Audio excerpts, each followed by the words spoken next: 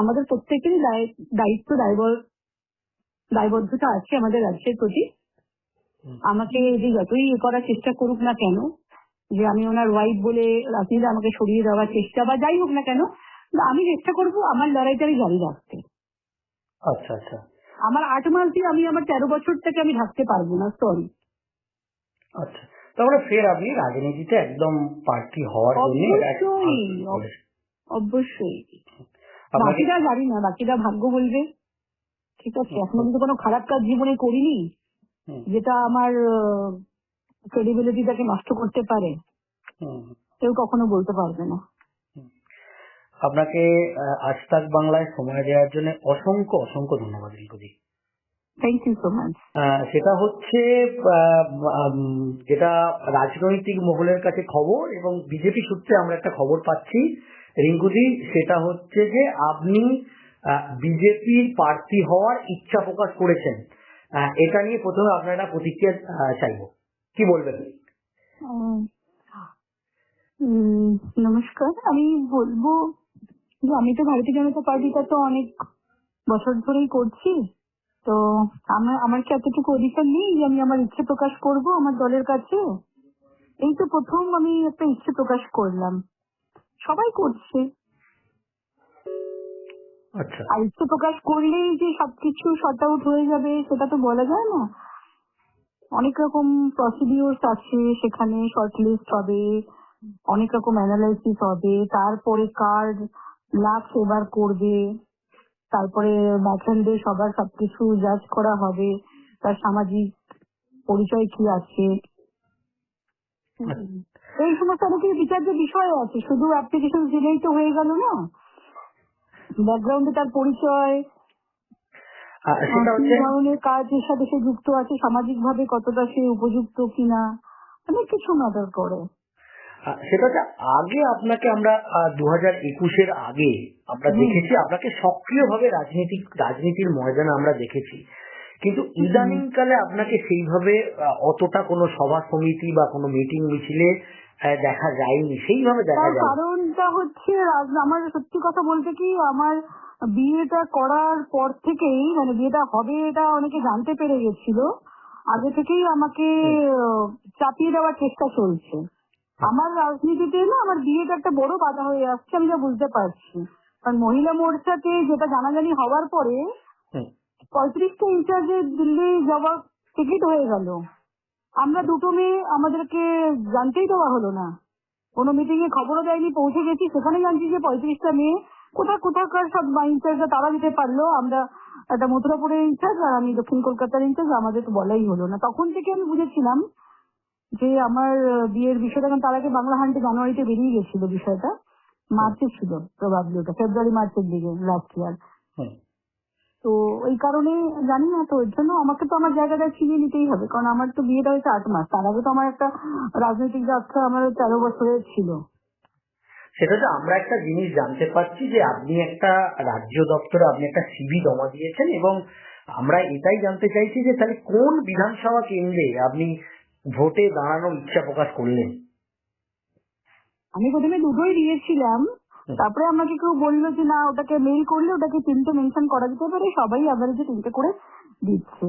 আর 3টে লোকেশনের মধ্যে একটা আমার জঙ্গলমহলের বোমা হওয়ার কারণবশত একটা মিদনাপুর দিয়েছি, দেন কারণ ওটা 29-এর জন্য ওটা ভালো, মানে ওটা হিন্দু মেজরিটি এরিয়া আছে, ওখান থেকে এমপি সম্ভাবনাও আছে 29-এ, আর ওটা আমার শ্বশুরবাড়ি এরিয়া প্লাস যাই হোক, তো ওটাকে প্রেফারেন্স নাম্বার 1 দিয়েছি, আর প্রেফারেন্স নাম্বার 2 দিয়েছি দিশপুর, যেখানে আমার নেটিভ টাউন, আমার অরিজিন যুক্ত, আর থার্ড দিয়েছি নিউ টাউন বিধানসভা।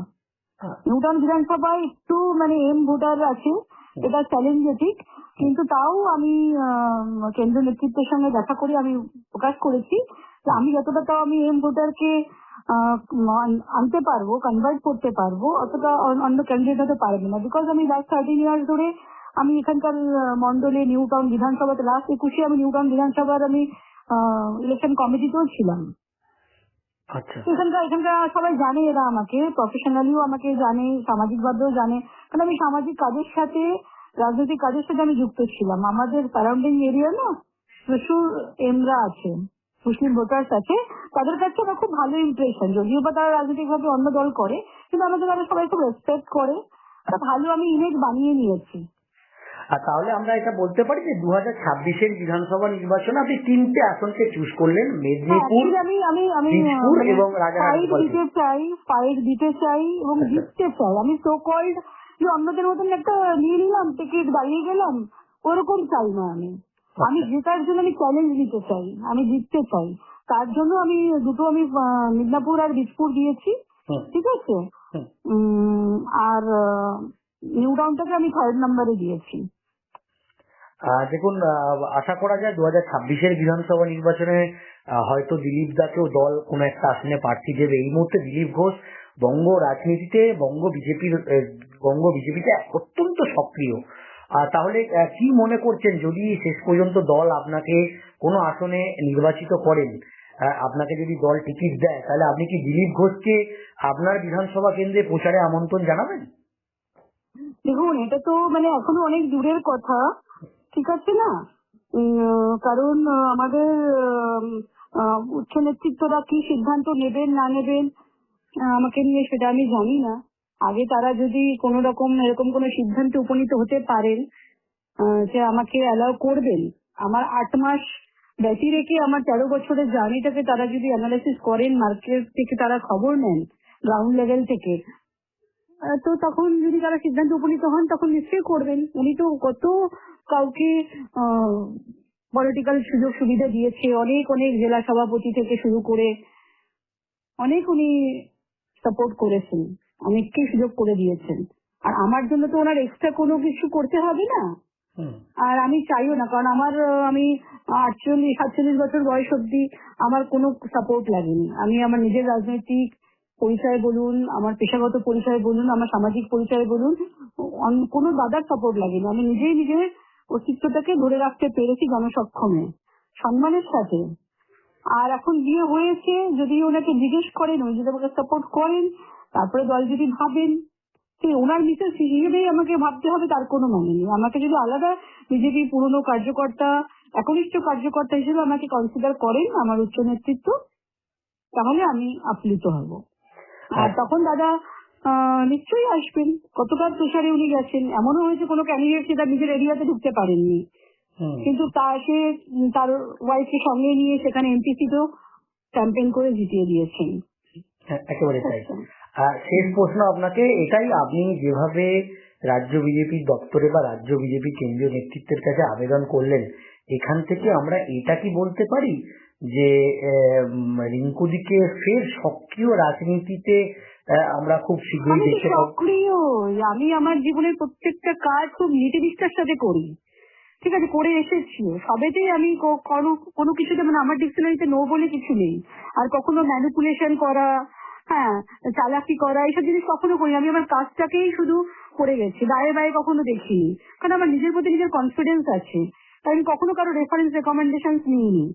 তো এখন আমার মনে হচ্ছে আমার বিয়ে হওয়ার জন্য আমার 13 বছরের জার্নিটা কেন নষ্ট হয়ে যাবে। কেউ কোনো কিছু এমনি এমনি দেয় না, তাহলে আমাকে পঞ্চায়েতেই আমাকে টিকিট দিত। আমি ইচ্ছা প্রকাশ করিনি, আমি ভেবেছি নিশ্চয়ই আমাকে তারা কেউ না কেউ ভাববে এবং আমাকে বলবে যে আপনি ক্যান্ডিডেট হন, তো করেনি। এখন আমার মনে হচ্ছে যে না, কে যে যাই সমালোচনা করুক না কেন, যে যাই বলুক না কেন, আমার একটা এত বছরের জার্নি আছে। আমি আমার ছেলেকে ডিপ্রাইভ করে, আমি আমার বিজনেসকে ডিপ্রাইভ করে আমি অনেক সময় দিয়েছি। নিজের পকেটের পয়সা খরচা করে এলাকার লোক বলে দেবে, আমি বললে তো ভাববেন আমি বাড়িয়ে বলছি, সেটা খোঁজ নিতে পারেন। তো কেন সেটাকে আমি মানে হতে দেবো? আমার কাছে তো রিটার্ন তো চাই না। আর আমাদের মধ্যে ভালো মানুষটা না আসলে পরে কি করে পরিবর্তন হবে? আজকে আমার ছেলে মারা গেছে, একটা দুর্ঘটনা ছিল, তার মানে তো আমি হাত পা গুটিয়ে ঘরে বসে থাকতে পারি না। আমার তো আরো 10.5 কোটি জনসংখ্যা আছে আমাদের রাজ্যে, ঠিক আছে, সে যাই হোক, এখন এসআইআর এর ফলে অনেকটাই ডিডাক্ট হয়ে যাবে, কিন্তু তাও আমাদের প্রত্যেকেরই দায়িত্ব দায়বদ্ধতা আছে আমাদের রাজ্যের প্রতি। আমাকে যে যতই করার চেষ্টা করুক না কেন, যে আমি ওনার ওয়াইফ বলে রাজনীতি আমাকে সরিয়ে দেওয়ার চেষ্টা বা যাই হোক না কেন, আমি চেষ্টা করব আমার লড়াইটা আমি জারি রাখতে। আচ্ছা আচ্ছা। আমার 8 মাস দিয়ে আমি আমার 13 বছরটাকে আমি ঢাকতে পারবো না, সরি। আচ্ছা, তাহলে ফের আপনি রাজনীতিতে একদম প্রার্থী হওয়ার জন্য অবশ্যই আপনাকে বাকিরা জানি না, বাকিরা ভাগ্য বলবে। ঠিক আছে, এখনো কিন্তু কোনো খারাপ কাজ জীবনে করিনি যেটা আমার ক্রেডিবিলিটিটাকে নষ্ট করতে পারে, কেউ কখনো বলতে পারবে না। আপনাকে আজ তাক বাংলায় সময় দেওয়ার জন্য অসংখ্য অসংখ্য ধন্যবাদ রিঙ্কুদি। Thank you so much.